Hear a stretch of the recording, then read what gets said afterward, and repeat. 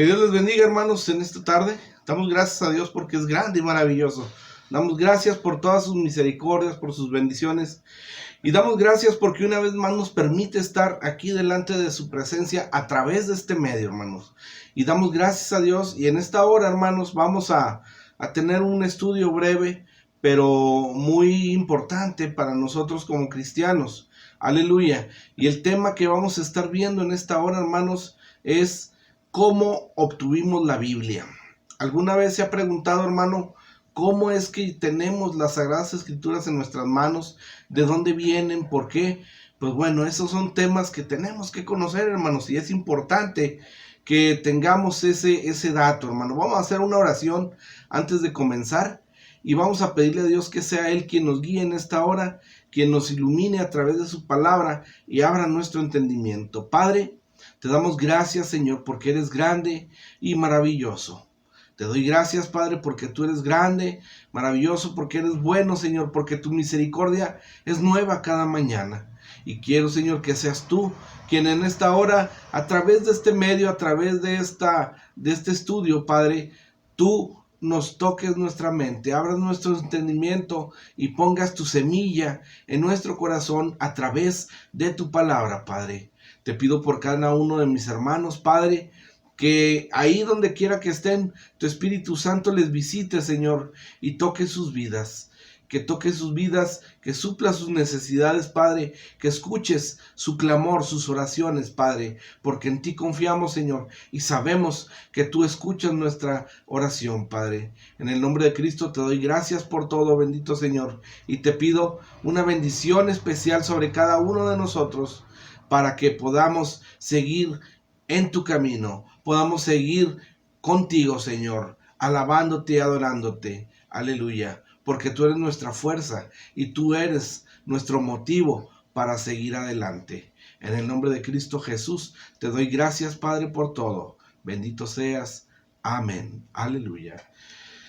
Bueno, mis hermanos, les decía, hoy nuestro tema se titula ¿Cómo obtuvimos la Biblia? ¿Y alguna vez se ha preguntado, hermano, o se ha puesto a pensar cómo es que llega a nuestras manos la Biblia? Pues es más complicado, hermano, que pensar que nuestra Biblia llegó cuando alguien la compró en la librería y nos la trajo. Bueno, pues eso sucede normalmente, pero ¿de dónde llega a que esté a nuestro alcance? A eso me refiero. ¿Cómo es que las Sagradas Escrituras llegan a nuestro alcance, a nuestras manos, para que podamos verlas, leerlas, entenderlas? Aleluya. Bueno, pues en esta hora, hermano, vamos a ver primeramente cómo se desarrolla la Biblia y después una breve historia de lo que es la historia de la Biblia. Aleluya. Es importante, hermano, en el desarrollo de la Biblia, es importante conocer cómo fueron aceptados los libros que contienen la Biblia. La Biblia, si usted se pone a ver, si usted lo ha analizado, es un libro que está comprendido en varios libros. Lo comprende en varios libros. De ahí el nombre Biblia. Biblia significa libros. Aleluya. Para esto usaron una medida que se basaba en la fuente de la escritura, el tiempo, el idioma, el autor y el testimonio del autor. Aleluya. No nada más los escogieron así porque sí, hermano. Hubo ahí una serie de estudios, una serie de cuestiones que se tuvieron que corroborar para poder conformar la Biblia. Y en la historia de la Biblia, hermano, vamos a ver un breve resumen de la trayectoria que la Biblia a través de la historia ha tenido y su perseverancia, porque desde unos años atrás a la fecha, hermano, se ha preservado y en algunos casos hasta se ha mejorado un poco. Pero bueno, perdón, vamos a comenzar con el punto número 1. El punto número 1, le digo, es el desarrollo de la Biblia. ¿Cómo se desarrolla la Biblia, hermano? Bueno, estamos en el entendido que la Biblia es un libro que fue escrito por gente de otro tiempo, que tuvo algún tipo de contacto con Dios, con las cosas de Dios, que fueron libros inspirados por Dios, por personas que se guardaron a Dios, y de ahí el por qué tienen cierta validez. Como también hay otros escritos que no tienen la validez, no se ha comprobado o se ha determinado que no tienen la misma inspiración, el mismo espíritu, y por eso están excluidos de la Biblia. Aleluya. Vamos a ver, hermanos, una cita que está ahí en Deuteronomio, capítulo 4, versículo 2. Deuteronomio, capítulo 4, versículo 2, dice de la siguiente manera: no añadiréis a la palabra que yo os mando, ni disminuiréis de ella, para que guardéis los mandamientos de Jehová vuestro Dios, que yo os ordeno. Aleluya. Ahí está, que la palabra de Dios, hermanos, tiene un orden, tiene un propósito, y nosotros no estamos autorizados ni para añadir ni para quitar, ¿sí? Y ahí es donde nosotros tenemos que ser sensibles y saber que lo que está ahí, hermano, viene de Dios, es inspirado por Dios. Mucha gente que ha estudiado, arqueólogos, gente que la ha traducido a través de la historia, les decía en el punto anterior, cuando empezábamos en la introducción, ha habido gente que la estudian desde la forma en que se escribió, el idioma, la forma, en qué tiempo se calcula que fue escrita, quién fue el autor y cuál era el testimonio de ese autor. Todas esas cuestiones son importantes para determinar la validez o no de un escrito. Entonces, en Deuteronomio 4, versículo 2, nos presenta el concepto del canon o regla. La palabra de Dios por medio de Moisés debía ser a regla autorizada o guiada de Israel para seguir la debida obediencia y respuestas de Dios. Tenía que seguir ciertas reglas, ciertas normas para estar conforme a la voluntad de Dios. Moisés, sabemos que a él Dios le dio las tablas de la ley, y Dios le dio mucho conocimiento a través de mucho contacto que tuvieron ellos. Y Moisés fue afortunado, hermano, porque él fue el autor del Pentateuco, los primeros 5 libros, que son Génesis, Éxodo, Levíticos, Deuteronomio y Números. Entonces, de ahí es la historia del pueblo de Israel, desde el inicio hasta donde ya van a entrar los reyes y los salmos y todo eso. Entonces, la Biblia menciona la existencia de muchos profetas en el pueblo de Israel. Es lo que le decía, primero fue Moisés y después vienen muchos profetas, que son libros que también están allí identificados en la Biblia. Usted ha visto libros, por ejemplo, como Los Reyes, ha visto Samuel, ha visto Ruth, ha visto Isaías, Jeremías, Lamentaciones, Habacuc, Nahum, Malaquías. O sea, todos esos hermanos fueron profetas. Perdón, profetas que tuvieron inspiración de Dios y que a través de ellos se trabajaron en estos escritos. Y estos escritos cumplen con ciertas normas que se establecen para poder llegar a determinar si eran inspirados por Dios o no.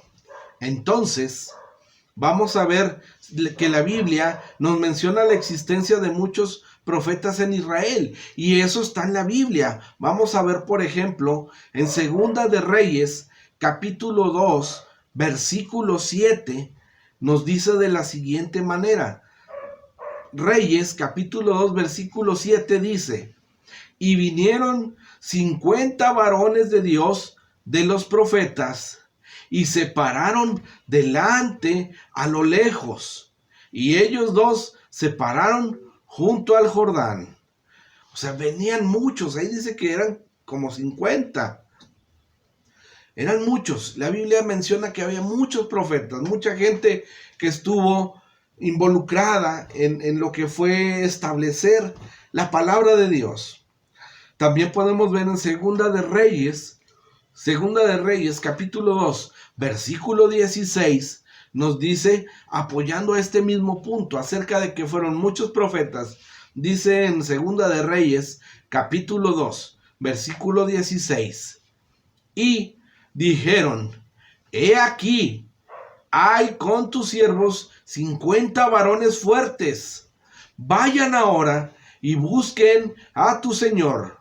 Quizá lo ha levantado el Espíritu de Jehová y lo ha echado en algún monte o en algún valle. Y él les dijo, no enviéis. ¿Sí? Entonces, hermanos, sí, hubo mucha gente que estuvo involucrado en lo que fue las escrituras, en establecer estas escrituras, en dar a conocer la palabra de Dios. Pero no todos, hermanos, no todos eran escritores. No todos eran escritores, hermanos. Eran muchos, pero no todos eran escritores. No obstante, a todo profeta se le consideraba un vocero de Dios. Todos los profetas eran reconocidos, hermanos, como un enviado de Dios que traía la palabra adecuada para su pueblo. Entonces, se consideraba a todo profeta un vocero de Dios. Hasta cierto punto, hermano, sus palabras no se consideraban suyas. Hasta cierto punto, hermano, la gente entendía que todo lo que ese varón hablaba, todo lo que ese profeta decía, no eran palabras suyas, sino eran palabras de Dios a través de él. Y vamos a ver ahí en Segunda de Pedro, capítulo 1, versículo 20, ¿qué nos dice? Aleluya. Dice en el nombre de Cristo. Entendiendo primero esto, que ninguna profecía de la Escritura es de interpretación privada. Aleluya. Se lo voy a leer una vez más, hermano.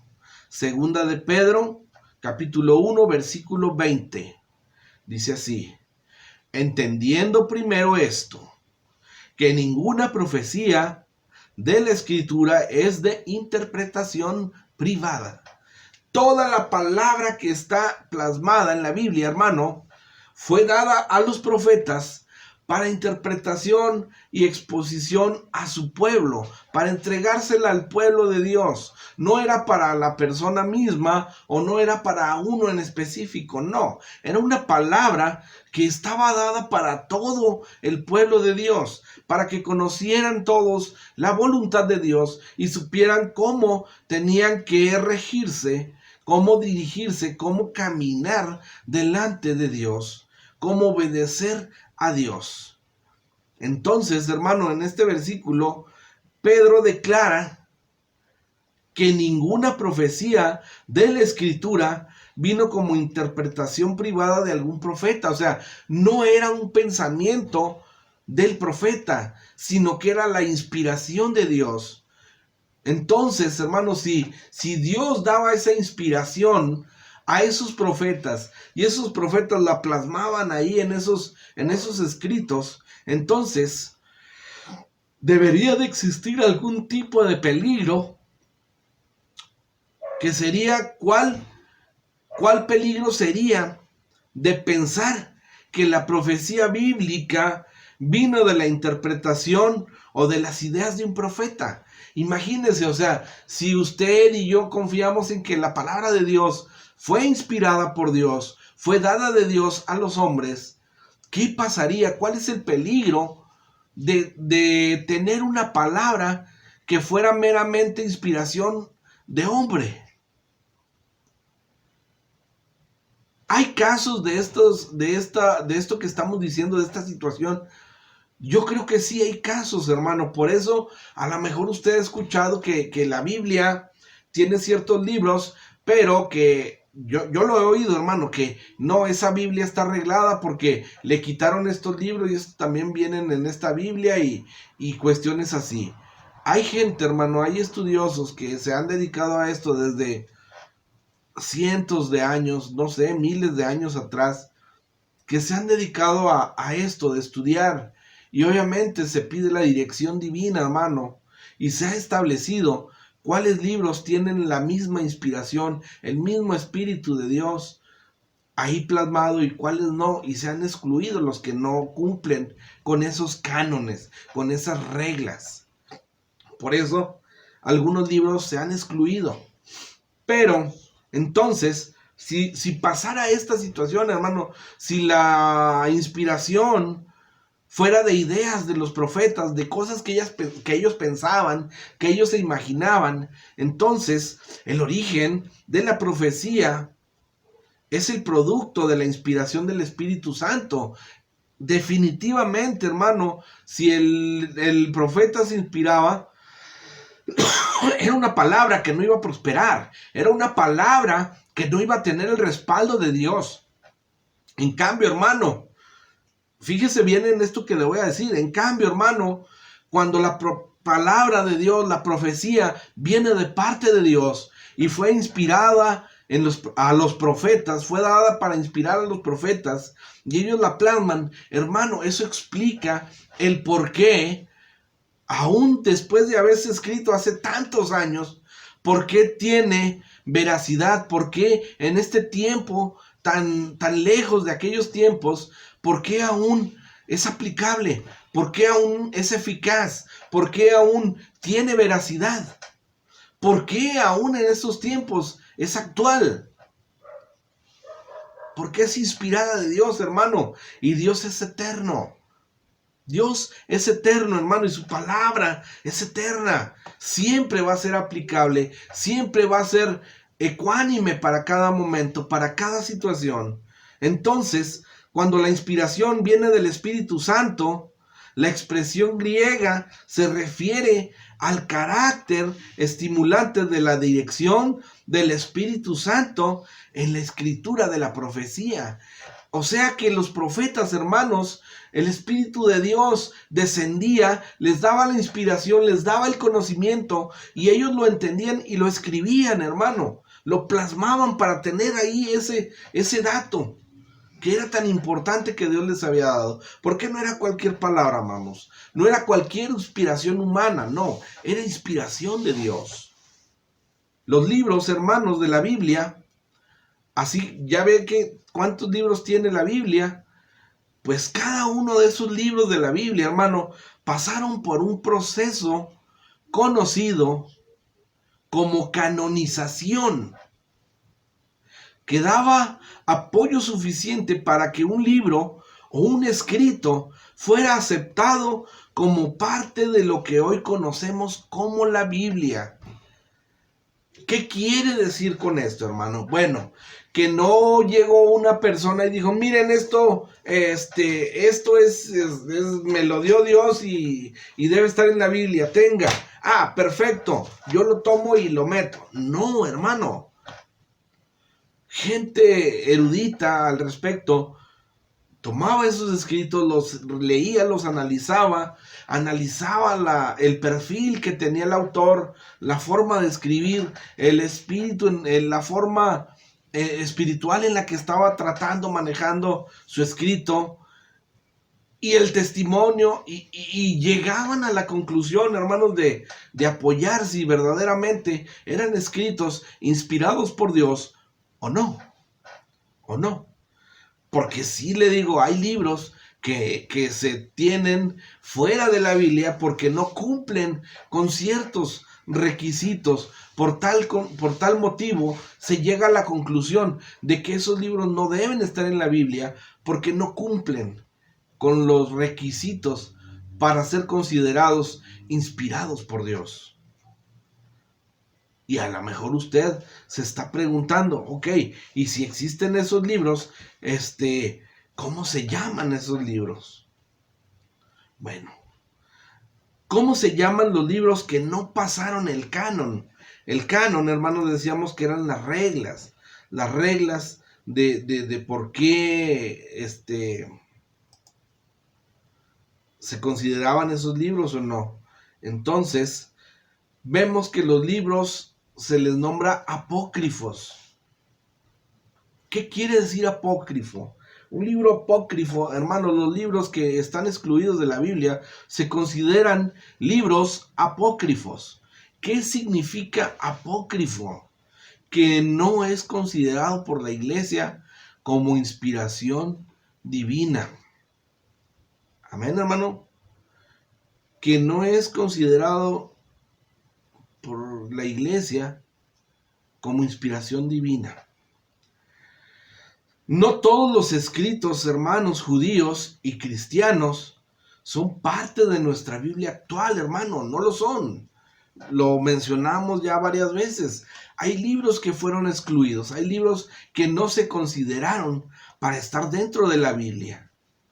Entonces, los que sí aparecen en nuestra Biblia, los que sí vemos, ahí como Juan, Marcos, Lucas, Génesis, Salmos, Apocalipsis, Isaías, Jeremías, Lamentaciones, Habacuc, todos esos, hermanos, esos sí son considerados en nuestra Biblia, y esos que sí aparecen, se dice que son canónicos, libros canónicos, y se consideran en las escrituras autorizadas de la iglesia. ¿Sí? Esos libros pasaron ciertas pruebas, cumplieron con ciertos requisitos, y Dios permite que estén en nuestra Biblia. Ahora, los llamados apócrifos, que decíamos que apócrifos son porque no cumplen con lo que considera la iglesia como inspiración divina. Los llamados apócrifos, hermanos, son libros que fueron rechazados. La palabra apócrifo significa ocultos y que pudiera referirse al carácter difícil del contenido de estos libros. ¿Sí? O sea, que tratan cuestiones, hermanos, que en momentos, en partes, no coinciden con las ideas, con los preceptos que presenta la Biblia. A lo mejor son contrarios, a lo mejor son más oscuros, son oscuros. O sea, pero no cumplen, no tienen el mismo espíritu, no tienen el mismo carácter, y por eso, hermano, son excluidos de la Biblia. Amén. Los apócrifos del Antiguo Testamento los componen unos 14 libros, aunque usados por varias sectas de judíos y cristianos, hay suficiente evidencia de la antigüedad judía y cristiana como para no reconocer a estas obras el carácter canónico. Hay evidencia, hermano, antropológica con el tiempo de historia de que esos libros no cumplen con esas normas, y por consiguiente pues no pueden estar en la Biblia. Por eso son excluidos, hermanos, ¿sí? Y hay gente que sí los maneja, que sí los tiene. Yo recuerdo, mi abuelo tenía una Biblia, y era católica, que sí tenía muchos libros que no tiene nuestra Biblia cristiana. Pero en una ocasión, hermano, la curiosidad y el querer saber, yo me puse a ver algunos de esos libros, y sin yo ser teólogo, sin ser un estudioso ni historiador, hermano, yo me daba cuenta de que trataban cosas que contradecían a lo que es verdaderamente la palabra de Dios. Había cosas que no encajaban, hermano. Había maneras de rituales, había maneras de que se contradecía lo que es verdaderamente la palabra de Dios. Y ahí entiendo, hermano, que han sido excluidos porque no eran de inspiración divina, porque no cumplían con ese requisito. Por eso, hermano, pues han sido excluidos, y por eso pues debemos tener cuidado, aleluya, de estas cuestiones, ¿sí? Entonces, decíamos que los que no son aprobados se llaman apócrifos, hermanos, y los que están en la Biblia, los que sí tenemos el acceso libre a esa información, se llaman canónicos, hermanos, que es la forma en la que está nuestra Biblia hasta este momento. Es importante, hermanos, saber que nuestra Biblia está comprendida por muchos escritos, hermanos, muchos libros, muchos autores, pero es lo que le decía, hermano, cumplen con una norma, cumplen con varias reglas en las cuales se establece el carácter del autor, el carácter del escrito, el espíritu con que fue escrito y todo eso, hermano. Y los que no, pues no cumplen con eso. Amén. Vamos ahora a nuestro punto número 2, hermanos. Punto número 2, vamos a nombrarlo la historia de la Biblia. ¿De dónde llega nuestra Biblia? ¿Cómo es que nuestra Biblia llega a ser como la conocemos en estos días? Bueno, hermano, son muchas, algunas de las más importantes de los puntos en la historia de nuestra Biblia, perdón, los que yo le voy a mencionar. Son 12 puntos, aleluya. 13 puntos, perdón, de los cuales le voy a dar un breve resumen de cada uno de ellos. Y esto ya es historia, hermanos, es pura historia para que usted conozca cómo se conformó nuestra Biblia, cómo se formó. Aleluya.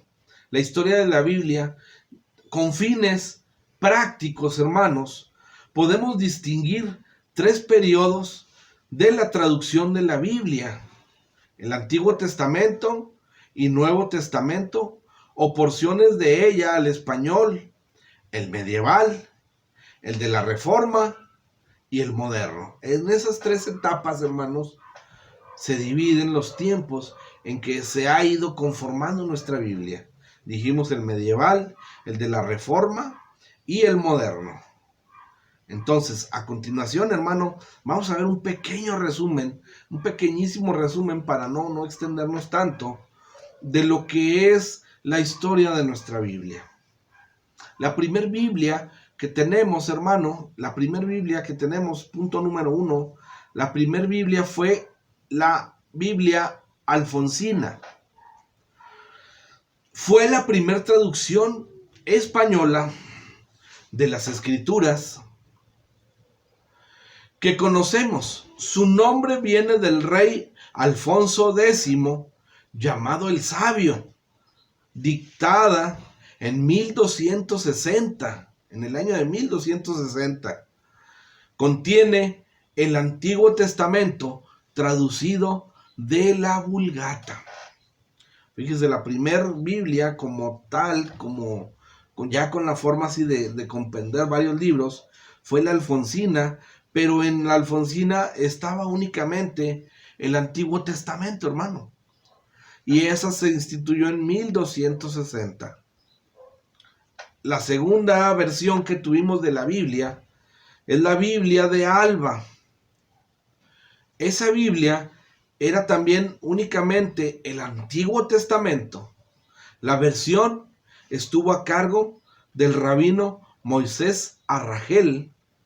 Hay un ejemplar en la biblioteca de Alba, de donde también toma su nombre. Por su pureza idiomática, se considera una traducción excelente. O sea, que su traducción fue lo más apegado a lo que en realidad estaba en los escritos. Aleluya. Porque tenemos que recordar, hermanos, que de los escritos que se han encontrado, se han hecho las traducciones. Sí, o sea, no que así estaba escrita, no. Ha habido traducciones y estas gentes son las que se han dado a la tarea, los que se dieron a la tarea de hacer ese trabajo para que pudiera estar a nuestro alcance, hermanos. La tercera etapa de la evolución de nuestra Biblia fue cuando aparecieron los evangelios y las epístolas. Ahí Esa fue una versión que tenía únicamente los evangelios y las epístolas. La versión que se hiciera en 1450 la llevó a cabo Martín A. Lucena. ¿Sí? La cuarta versión, hermanos, eran los evangelios litúrgicos. Esa versión fue publicada por Juan López en 1490. Los 4 evangelios aparecieron en el año mismo del descubrimiento, en 1492. La versión la llevó a cabo el sacerdote benedictino Juan de Robles. Fíjense, en 1490 y se hizo el descubrimiento en 1492. La quinta versión, hermano, es el Pentateuco. Se trata de una versión de los libros de Moisés hecha por judíos en 1497, expulsados de España y Portugal por orden de la Inquisición, así como de Inglaterra. Perdón. Esa es la quinta. La sexta, la Biblia de Quiroga. Esa se estableció, se hizo en 1527. El cardenal Quiroga tradujo el Antiguo Testamento de la Vulgata, de donde viene su nombre.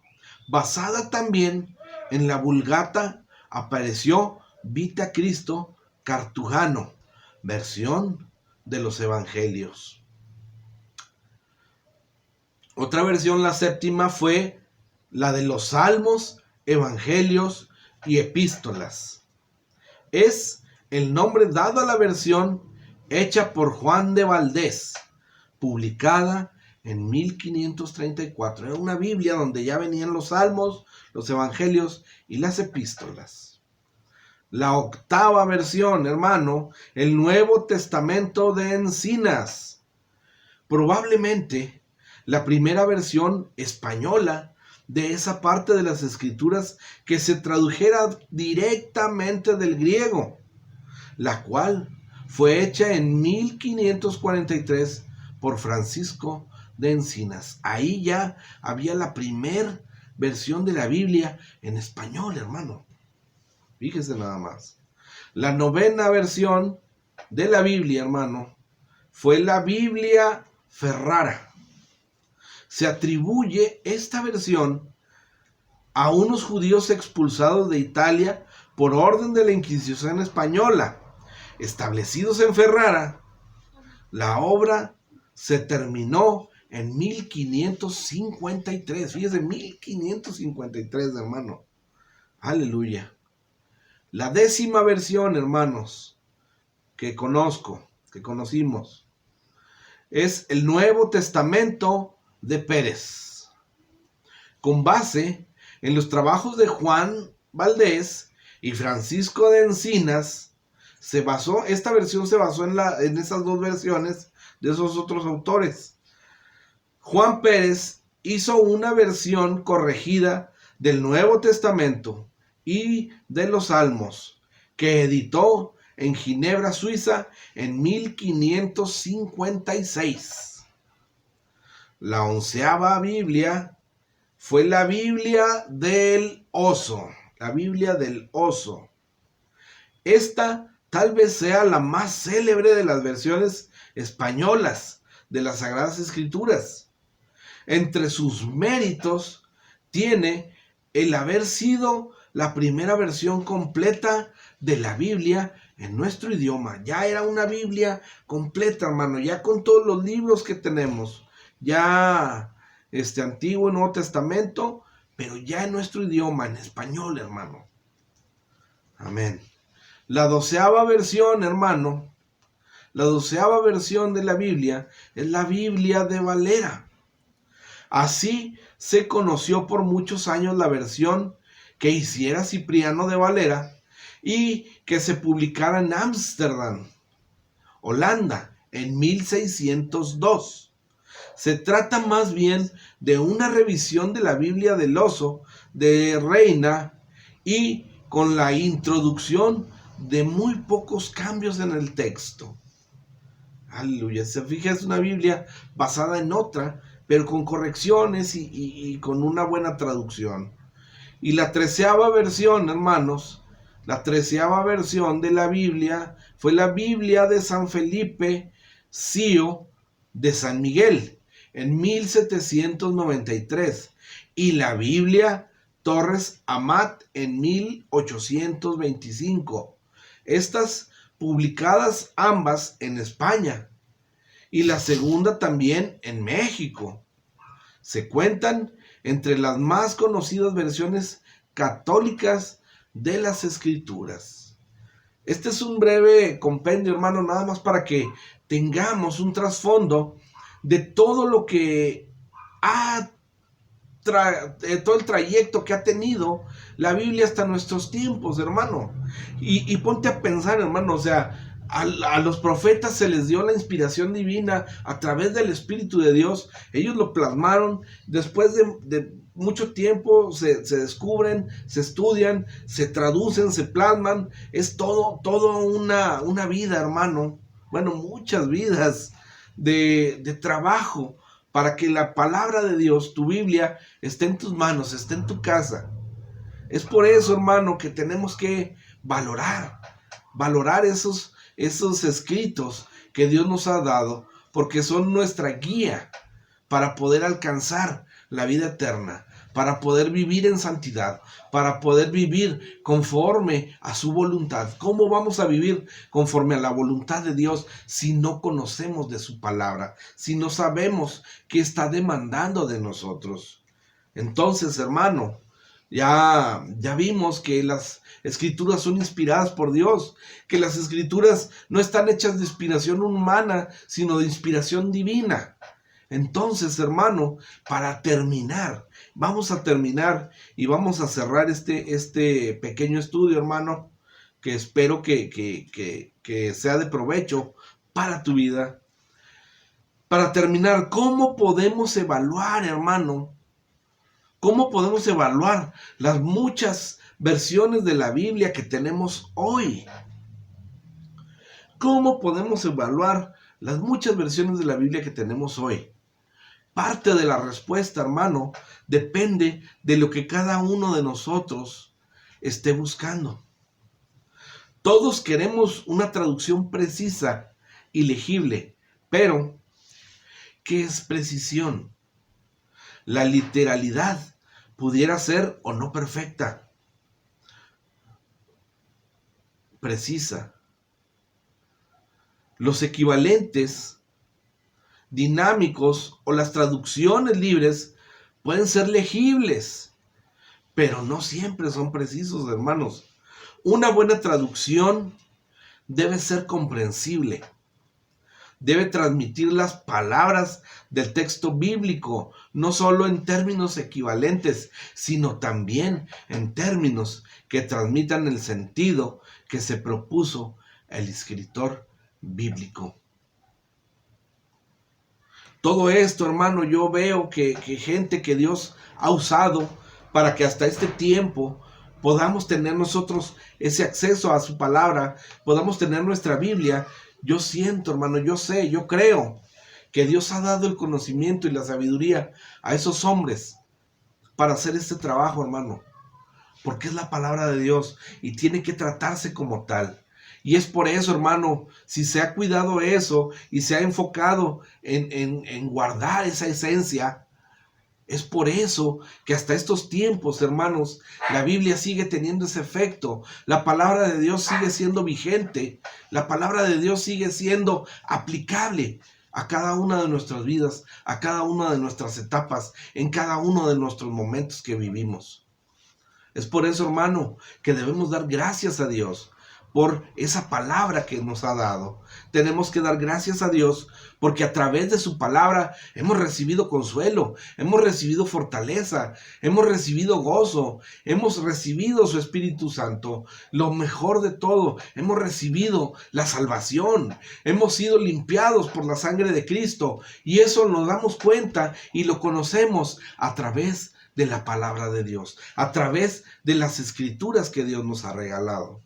Y es por eso, hermano, que tenemos que procurar estudiar la palabra de Dios, tenerla a la mano, conocerla, para saber vivir conforme a la voluntad de Dios, hermanos. Aleluya. Cierre sus ojos, hermanos, y vamos a hacer una oración. Vamos a terminar, vamos a despedirnos de este servicio, mas no de la presencia de Dios.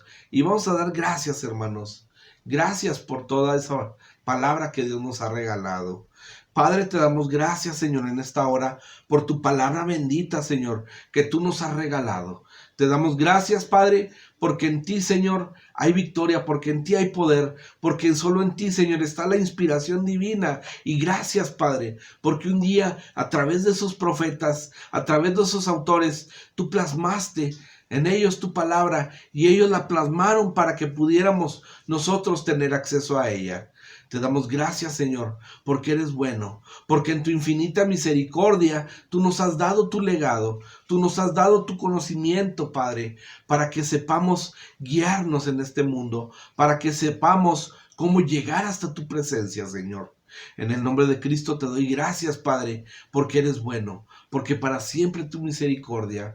Te pido, Señor, en esta hora, por cada uno de mis hermanos, Padre, que seas tú con cada uno de ellos, con cada uno de nosotros, Padre. Abre nuestro entendimiento, llénanos de sabiduría y permítenos conocerte cada vez más a través de tu palabra, Señor. En el nombre de Cristo te doy gracias por todo, bendito Señor.